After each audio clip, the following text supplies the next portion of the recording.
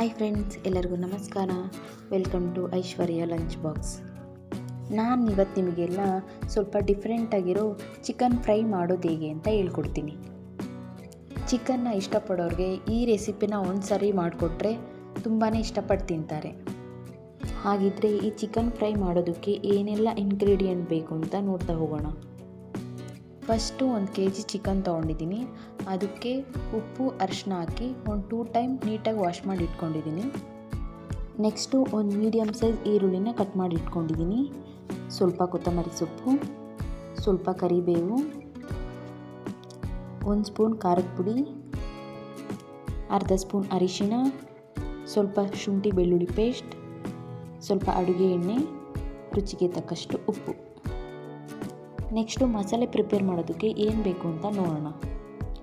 2 spoon ಧನಿಯಾ ಕಾಳು, 1 spoon ಜೀರಿಗೆ, 2 inch ಆಗೋಷ್ಟು ಚಕ್ಕೆ, 5-6 ಲವಂಗ, 1 ಏಲಕ್ಕಿ, 4-5 ಒಣಮೆಣಸಿನ್ಕಾಯಿ.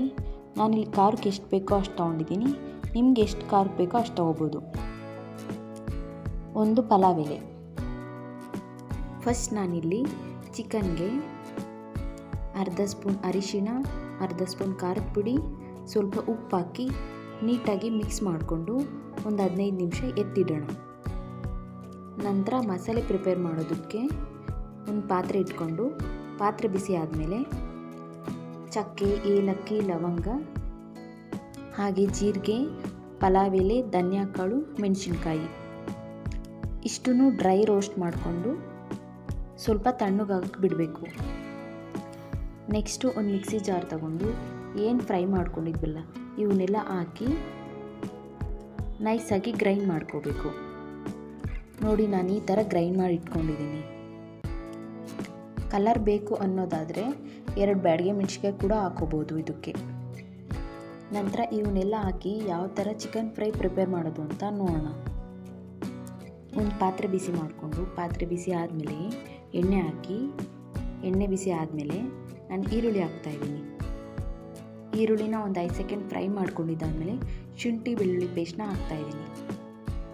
ಇವೆರಡನ್ನೂ ಎಣ್ಣೆಯಲ್ಲಿ ಈರುಳ್ಳಿ ಸ್ವಲ್ಪ ಕಲರ್ ಚೇಂಜ್ ಆಗೋವರೆಗೂ ಫ್ರೈ ಮಾಡ್ಕೋಬೇಕು.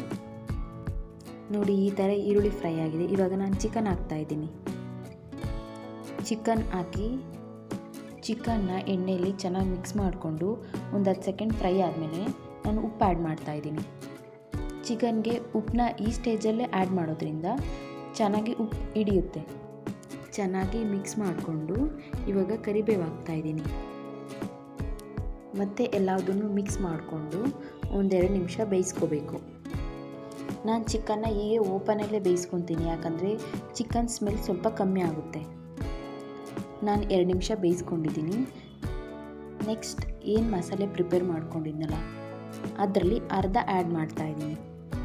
ಇನ್ನೊಂದು ಅರ್ಧ ನೆಕ್ಸ್ಟ್ ಸ್ಟೆಪ್ಪಲ್ಲೇ ಆ್ಯಡ್ ಮಾಡ್ತೀನಿ.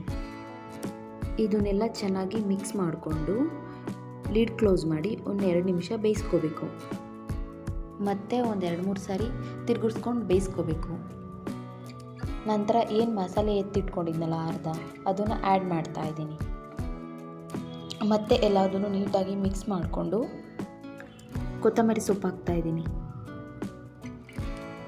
ಮತ್ತೆ ಎಲ್ಲ ತಿರುಗಿಸ್ಕೊಂಡು ನೋಡಿ, ಚಿಕನ್ ಈ ಥರ ಕಟ್ ಮಾಡಿ ನೋಡಿ. ಇದು ನೀಟಾಗಿ ಕಟ್ ಆಯಿತು ಅಂದರೆ ಚಿಕನ್ ಬೆಂದಿರುತ್ತೆ.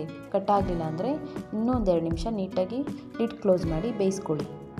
ನೋಡಿ, ನಾನು ಕಟ್ ಮಾಡಿದ್ರೂ ಕಟ್ ಆಗ್ತಾಯಿಲ್ಲ. ನಾನು ಇನ್ನೊಂದು 2 ನಿಮಿಷ ಬೇಯಿಸ್ಕೊತೀನಿ ನೀಟಾಗಿ. ಇವಾಗ ನೀಟಾಗಿ ಬೆಂದಿದೆ. ಫೈನಲ್ಲಾಗಿ ಈ ಥರ ಚಿಕನ್ ಫ್ರೈ ರೆಡಿಯಾಗಿದೆ. ಈ ಚಿಕನ್ ಫ್ರೈನ ಒಂದು ಸರಿ ಟ್ರೈ ಮಾಡಿ, ತುಂಬಾ ಇಷ್ಟಪಟ್ಟು ತಿಂತೀರಾ. ಹಾಗಿದ್ರೆ ನೋಡಿದ್ರಲ್ಲ ಯಾವ ಥರ ಚಿಕನ್ ಫ್ರೈ ಮಾಡೋದು ಅಂತ. ಈ ರೆಸಿಪಿನ ನಿಮ್ಮ ಮನೇಲೂ ಟ್ರೈ ಮಾಡಿ, ಟೇಸ್ಟ್ ಮಾಡಿ.